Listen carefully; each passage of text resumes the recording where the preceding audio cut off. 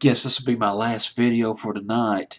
At number 18, up from number 21 the previous week, Fantasy Playlist, January 31st, 1993, Saving Forever for You by Shanice. My favorite song by Shanice, I Love Your Smile, a catchy record back in the late summer and fall of 1991. Like that one by her from Pittsburgh, PA. But she relocated with her mother and her aunt back in to LA when she was very young, Shanice. Uh, Let me back that up and repeat myself. She was born in born in Pittsburgh, PA, but relocated with her mother and her aunt to Los Angeles.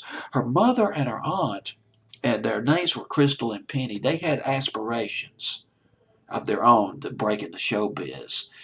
They sort of gave up that dream and they formed a management company. Shanice's mother and her aunt formed a management company. It was called Crystal Penny to promote Shanice, to promote her talents.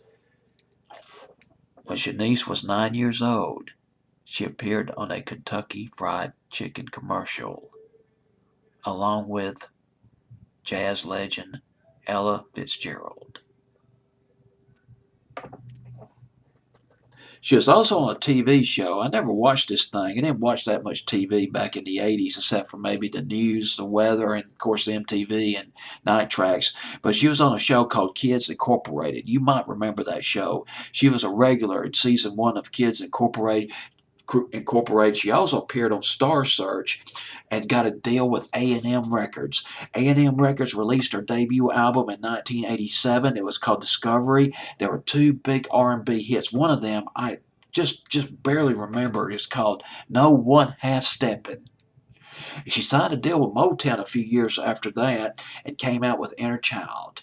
And that was, I Love Your Smile came from that album. That was in 1991.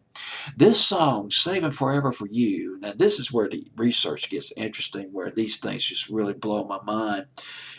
It was not on an album per se. It appeared on a soundtrack for Beverly Hills 90210, which, oh my God, I never watched the show, but it was just all over the media. There was just such a frenzy about this show back in the early to mid 90s. It was all over the magazines. It was on TV. It was just all over the place. It was a media sensation back then.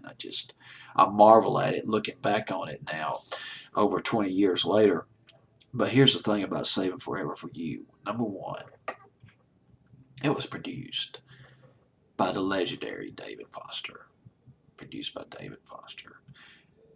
And the woman who wrote the song. Oh my God, I didn't know this. Diane Warren wrote Saving Forever for You. Now you're thinking to yourself, who the hell is Diane Warren? Let me show you something. From one of my rock and roll Bibles. This is Diane Warren. See this list right here? Those are the songs that she wrote.